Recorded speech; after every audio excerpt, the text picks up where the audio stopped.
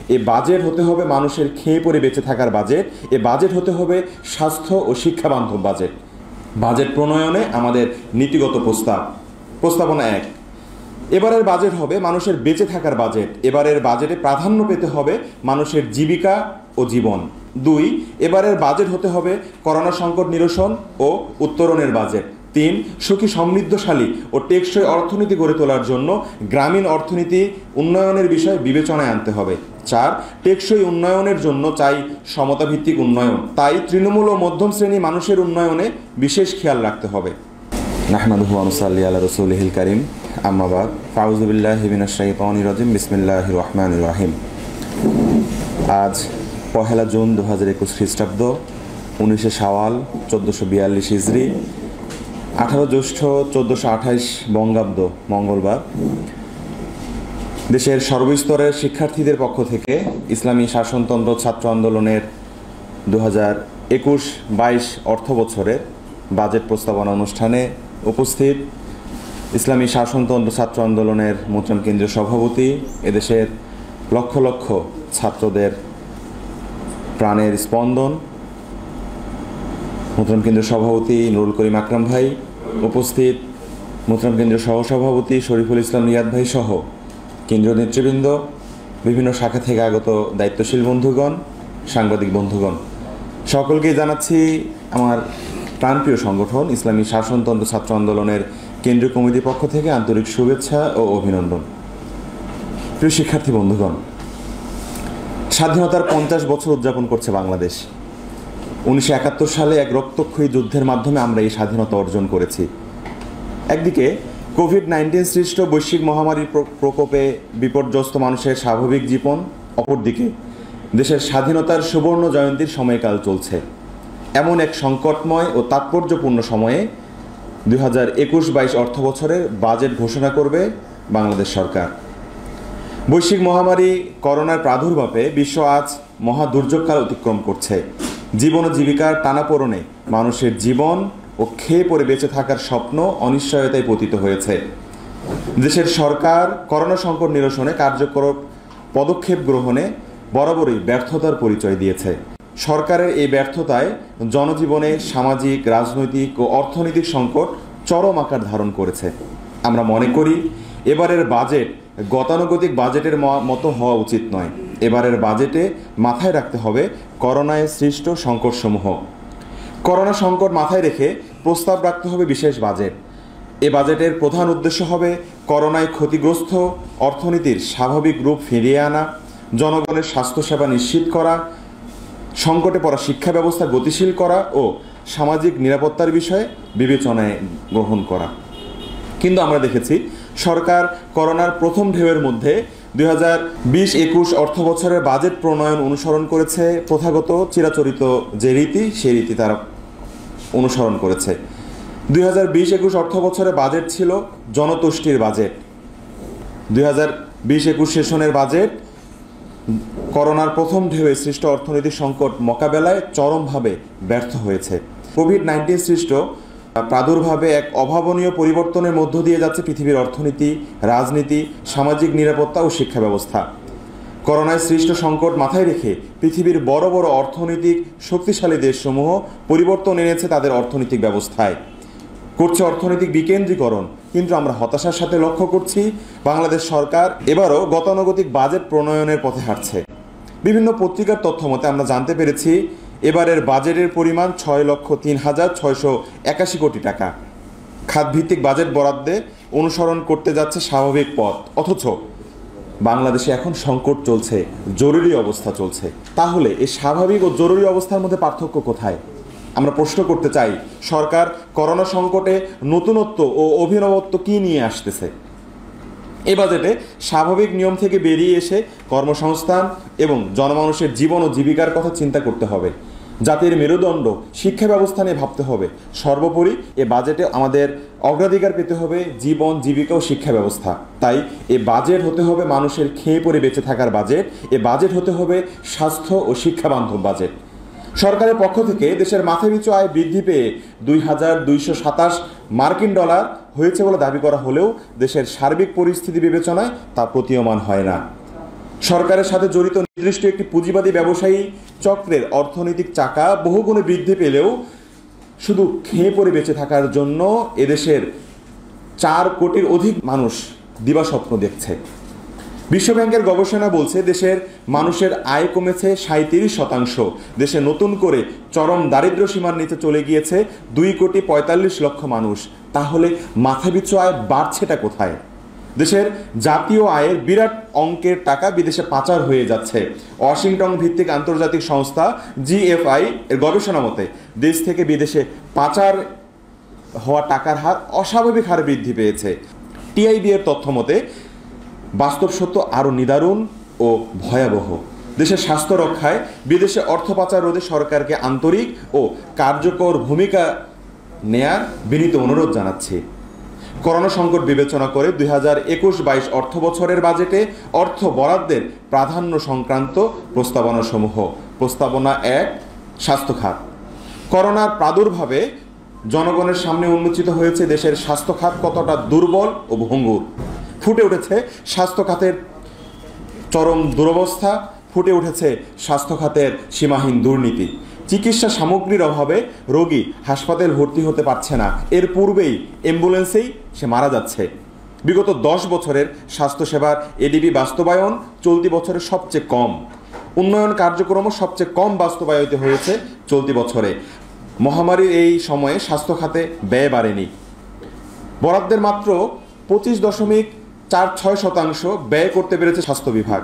বরাদ্দকৃত 11,979 কোটি 34 লাখ টাকার মধ্যে গত এপ্রিল পর্যন্ত ব্যয় হয়েছে মাত্র 3,049 কোটি 48 লাখ টাকা। স্বাস্থ্য খাতের মতো এমন গুরুত্বপূর্ণ খাত অবহেলিত কেন?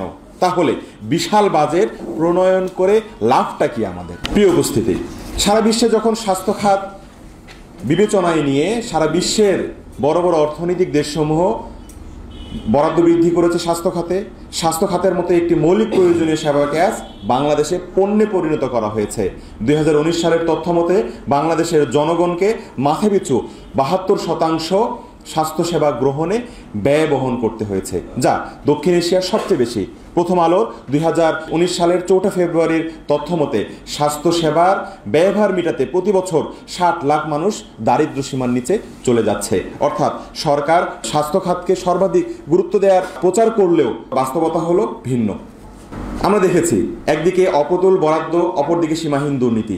সব মিলিয়ে স্বাস্থ্য খাত যা ইচ্ছে তা অবস্থা ধারণ করেছে। আমরা মনে করি টেকসই উন্নয়নের লক্ষ্যে সার্বজনীন স্বাস্থ্য নিশ্চিত করতে হলে স্বাস্থ্য খাতকে শক্তিশালী করতে হবে, বাজেটে যথাযথ বরাদ্দ দিতে হবে এবং প্রাথমিক স্বাস্থ্যসেবা নিশ্চিত করতে কার্যকর ভূমিকা গ্রহণ করতে হবে। এর মাধ্যমে তৈরি হবে সুষ্ঠু ও সবল মানব সম্পদ। স্বাস্থ্য খাত নিয়ে সরকারের খামখেয়ালিপনায় উঠে এসেছে করোনার টিকা নিয়ে। যে দেশের সাথে সরকার এই করোনার টিকার চুক্তি করছে সে দেশেই করোনায় ধাক্কায় মৃত্যুপুরীতে রূপান্তরিত হয়েছে। তাই করোনা সংকট নিরসনে টিকা আমদানিতে বহির্বিশ্বের উপর নির্ভরশীলতা কমাতে হবে। নিজ দেশে টিকা উৎপাদনের জন্য কার্যকর ব্যবস্থা গ্রহণ করতে হবে, কারণ করোনা টিকার চাহিদা শীঘ্রই শেষ হয়ে যাবে না। সুতরাং দেশে করোনার ভ্যাকসিন উৎপাদনের জন্য 2021-22 অর্থ বছরের যে বাজেট, সে বাজেটে বিশেষ গুরুত্ব আরোপের জন্য আমরা সংশ্লিষ্ট মহলকে অনুরোধ জানাচ্ছি। 2, শিক্ষা খাত। বিগত 1 বছর 2 মাস যাবৎ শিক্ষা প্রতিষ্ঠানসমূহ বন্ধ রয়েছে। এই শিক্ষা প্রতিষ্ঠান বন্ধ থাকার দরুন শিক্ষা ব্যবস্থা মহাসংকটে পড়েছে। প্রায় 4 কোটি শিক্ষার্থী অনিশ্চিত গন্তব্যের দিকে হাঁটছে। শিক্ষার্থীদের মনোবিকাশ ক্ষতিগ্রস্ত ও হতাশায় ভর করেছে। করোনাকালে শিক্ষা প্রতিষ্ঠান বন্ধ থাকায় আগের তুলনায় বেশি সংখ্যক শিক্ষার্থী ঝরে পড়ার আশঙ্কা করছেন শিক্ষাবিদ ও বিশ্লেষকগণ। সাম্প্রতিক এডুকেশন ওয়াচের প্রতিবেদন মতে 38% শিক্ষক মনে করেন বিদ্যালয় খুলে দিলেও শিক্ষার্থীর উপস্থিতির হার একেবারেই কমে যাবে। ঝরে পড়ার হারও বাড়বে।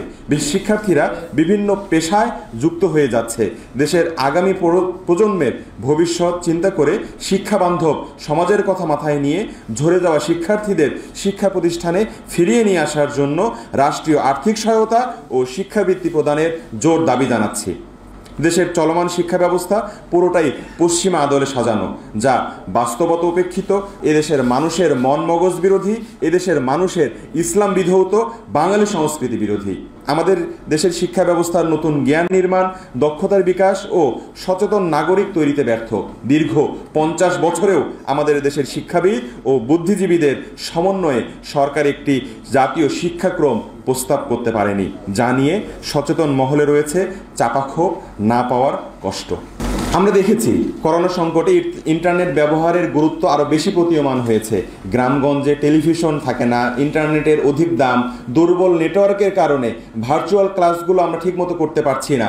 অনেক শিক্ষার্থী এ সমস্ত ইলেকট্রনিক ডিভাইসের ব্যবহারে অভ্যস্ত না। ফলে দরিদ্র ও গ্রামের শিক্ষার্থীরা করোনাকালীন পুরো সময় ধরে লেখাপড়া থেকে পিছিয়ে গিয়েছে। তাই আইটি প্রযুক্তি খাতের গুরুত্ব বিবেচনায় নিয়ে এই খাতে বরাদ্দ বৃদ্ধি করতে হবে। 3. কৃষিখাত। বাংলাদেশ কৃষিপ্রধান দেশ হওয়া সত্ত্বেও প্রতি বছর দেশের মানুষের খাদ্য চাহিদা মেটাতে নির্ভর করতে হচ্ছে অন্যান্য দেশের উপর, যা বাংলাদেশকে খাদ্যে এখনও আমদানি নির্ভর প্রমাণ করে।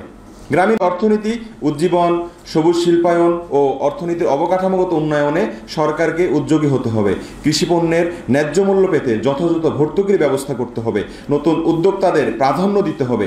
করোনার বাস্তবতা উপলব্ধি করে গ্রামীণ অর্থনীতি উন্নয়ন বিবেচনায় নিতে হবে। করোনাকালে ধ্বংস হয়ে যাওয়া কৃষিখাত, বিশেষ করে ফিশারিজ, পোলট্রি ও বিভিন্ন গবাদি পশুর খামারকে প্রণোদনার আওতায় আনতে হবে, যাতে বাংলাদেশের অর্থনীতিতে এদের অবদান অক্ষুণ্ণ থাকে। সার্বিক বিবেচনায় কৃষিখাতে মোট বাজেটের জিডিপির 6% বরাদ্দের প্রস্তাব করছি। 4. সামাজিক নিরাপত্তা। করোনাকালে বেকারত্ব ও দারিদ্র্যের হার ঊর্ধ্বমুখী, কমে গিয়েছে শ্রমশক্তির পরিমাণ, বেড়ে গিয়েছে ব্যাপক আয় বৈষম্য। দেশে 4 কোটি মানুষ এখন দারিদ্র্য সীমার নিচে বসবাস করছে। অনেক জনগণের আয় রোজগারের পথ বন্ধ। এই পরিস্থিতিতে সামাজিক নিরাপত্তা খাতের ব্যয় শুধুমাত্র সরকারি কর্মকর্তা কর্মচারীদের পেনশন ভাতা, দুস্থ মানুষের আর্থিক নিরাপত্তার জন্য না রেখে দেশের নিম্নবিত্ত, মধ্যবিত্ত, শিক্ষিত যুবক, হাওর, উপকূল, নদী ভাঙ্গন জনগোষ্ঠী সবার মাঝে এই বাজেটের সার্বজনীন ও সামগ্রিক সুরক্ষা ব্যবস্থার অধীনে নিয়ে আসতে হবে। আয় রোজগার বাড়িয়ে দারিদ্র্যের মাত্রা কমানোর যথাযথ ব্যবস্থা গ্রহণ করতে হবে। তাই 2021-22 অর্থ বছরের মোট বাজেটের 7% এই খাতে বরাদ্দের প্রস্তাব করছি। 5. শ্রমবাজার ও কর্মসংস্থান। দেশের প্রায় 85% মানুষ শ্রম সেক্টরের উপর প্রত্যক্ষ ও পরোক্ষভাবে নির্ভরশীল হওয়া সত্ত্বেও বেকারত্ব দূর করতে নেই কোনো ভালো উদ্যোগ। দেশের রেমিটেন্স যোদ্ধারা অনেকে চাকরি হারিয়ে নতুন করে বেকারত্বের হার বৃদ্ধি করে দিয়েছে। এরূপ পরিস্থিতিতে 2021-22 অর্থ বছরের বাজেটে নতুন কর্মসংস্থান বৃদ্ধির লক্ষ্যে শ্রম ও কর্মসংস্থান খাতে বরাদ্দ রাখার প্রস্তাব করছি। নারীদের উদ্যোগে পরিচালিত প্রতিষ্ঠানের জন্য কর হ্রাস করে নারী বান্ধব কর্মসংস্থান তৈরিতে কার্যকরী পদক্ষেপ নেয়ার প্রস্তাব করছি। বৈদেশিক বাণিজ্য, প্রত্যক্ষ বৈদেশিক বিনিয়োগ ও প্রবাসী রেমিটেন্স আয়ের ধারাবাহিকতা ধরে রাখতে জাতিসংঘ, বিশ্বব্যাংক ও আইডিবির মাধ্যমে বিশেষ ব্যবস্থা নেয়ার আহ্বান জানাচ্ছি।